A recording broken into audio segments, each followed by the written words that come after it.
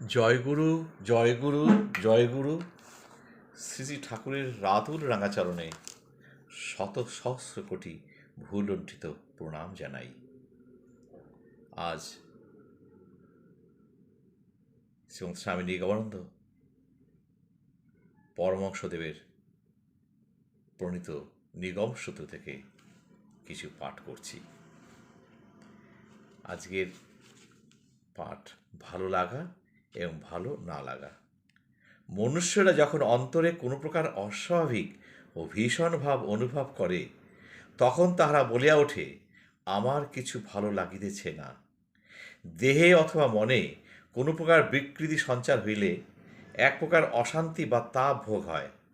ভালো লাগা বা স্বচ্ছন্দতা বোধ করা বা সর্বসময় প্রিয় বোধ বা আনন্দ বোধ বা সুস্থতা বোধ করা মনুষ্য মাত্রই স্ফীত।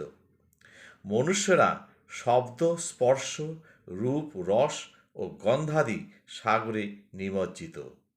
এই অকুল সাগরে সন্তরণ করিতে করিতে তাহারা কখনো প্রিয়, কখনো অপ্রিয় বোধ করে, পরন্তু অপ্রিয় বোধ না করাই তাহাদের উদ্দেশ্য।